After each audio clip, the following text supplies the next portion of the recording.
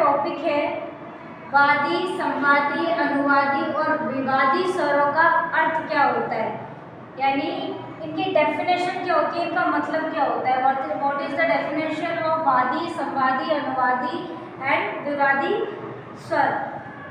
पहले हम आते हैं वादी पर।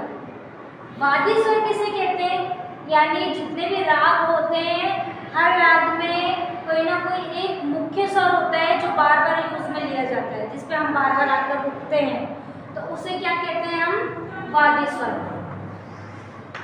अब आते हैं संवादी। संवादी स्वर बार बार यूज में तो लिया जाता है लेकिन वो वादी से कम लिया जाता है। यह स्वर वादी से कम और अन्य स्वरों से अधिक लगता है, उसे हम संवादी कहते हैं। संवादी यानी बार बार रिपीट तो होगा वो स्वर लेकिन वादी से कम होगा, मुख्य स्वर से कम होगा और बाकियों से ज्यादा होगा, उसे हम कहते हैं संवादी स्वर। अब आते हैं अनुवादी स्वर।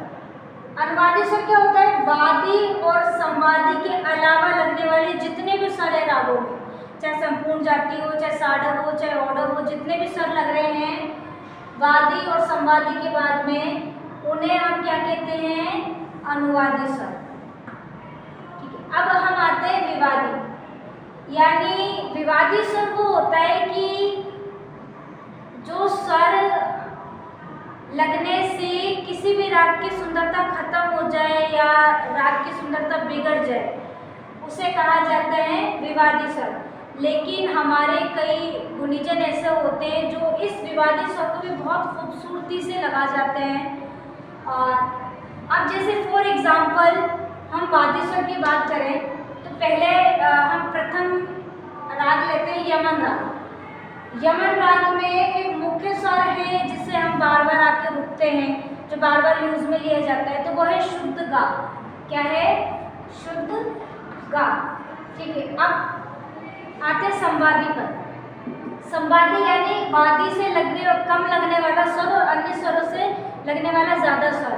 तो अगर हम यमन की बात करें तो वादी तो गा है, लेकिन संवादी अगर हम मानेंगे तो हो गया शुद्ध नी, और बाकी अन्य स्वर तो है क्योंकि राग यमन संपूर्ण जाति का है। अब आते हैं हम विवादी स्वर पर। अब जैसे इसमें सा रे गा मा पा धा नी सा, तो संपूर्ण जाति का ये राग है यमन। अब इसमें जैसे सारे स्वर शुद्ध लग रहे हैं और मा तीव्र लग रहा है।